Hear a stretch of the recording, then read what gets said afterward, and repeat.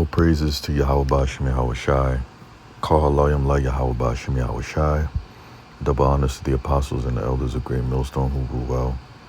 Peace and salutations to the elect, the hopeful elect, the ones that believe in Yahweh Bashim Yahweh Shai in true faith and sincerity.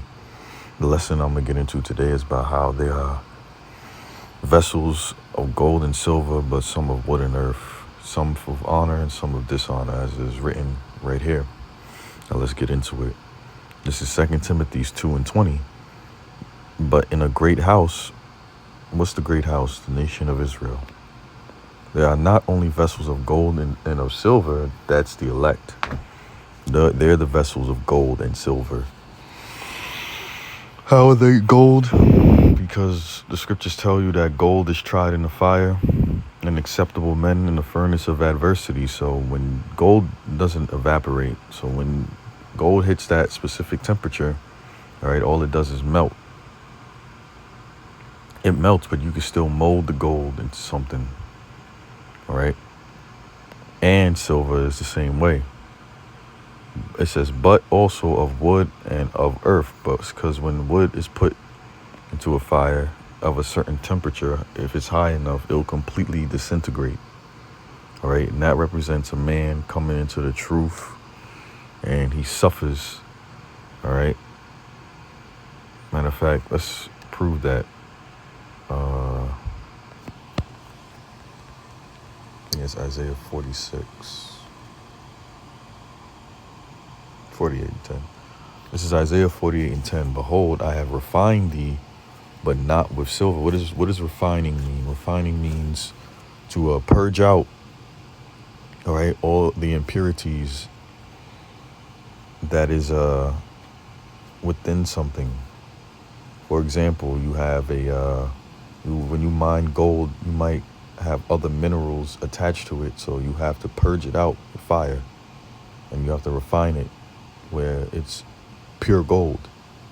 And it's the same with us. When we come into this truth, we still have worldly attachments, okay, that we grew up in. And through the suffering of the truth is how it gets purged out. It says, but not with silver, I have chosen thee in the furnace of affliction. So there you go. That's how we are refined, and that's how we get purged out. It's through affliction, through suffering, which makes a man better.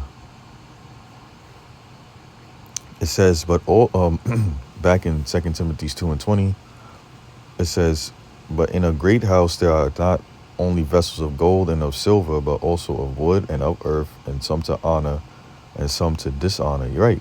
And there's more dishonorable Israelites than honorable Israelites. Verse 21, if a man therefore purge himself from these, he shall be a vessel unto honor. What's the these he shall purge himself with? The ways of the world. It says, sanctified and meet for the master's use. Right, because Yahweh Shai requires nothing less than perfection. Okay, now we know that that's unachievable in this flesh, but you can still fight for it. It says, and prepared unto every good work.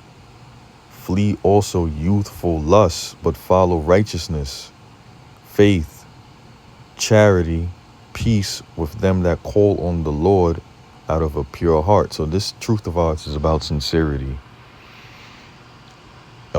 It's not about putting on a mask and you going out there just bullshitting around, man. Really, it's about how you conduct yourself outside when nobody is around.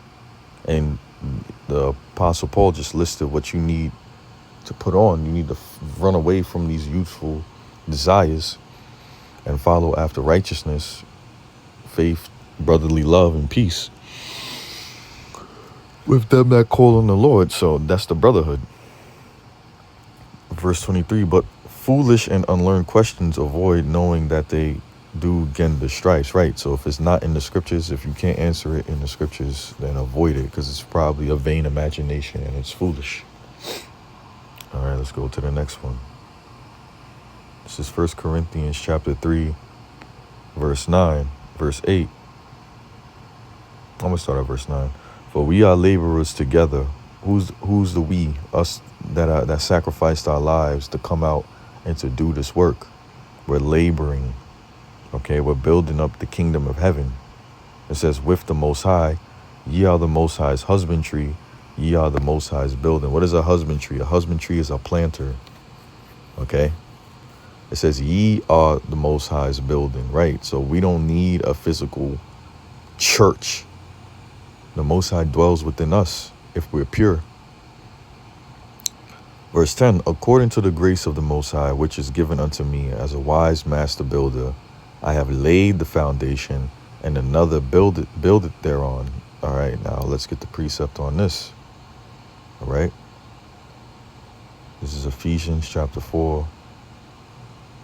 Oh, it's not 4. It's 2. Ephesians 2:20. Ephesians 2:19. Now therefore ye are no more strangers and foreigners, but fellow citizens with the saints and of the household of the Most High, because now we got brought back after the Most High casted us away. Yahweh Shai, through believing on him, purchased us back to the Most High. Okay? So now we belong back to the Most High through Yahweh Shai. Verse 20, and are built upon the foundation of the apostles and prophets, Yahweh Shai HaMashiach himself being the chief cornerstone. So that's who we come into this thing with. You know, our elders been in it for a certain number of years, and then, you know, younger brothers, you know, through their appointed time, they come in, they start believing, and now, you know, we all doing the work. Verse 21, in whom all the building fitly framed together groweth unto an holy temple in the Lord. And that's where the Lord is dwelling at. The Lord is dwelling here. It says, in whom ye also are builded together for an habitation of the Most High through the Spirit. So there you go. So let's go back to 1 Corinthians 3.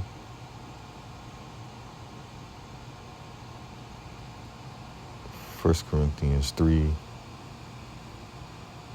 Here we go.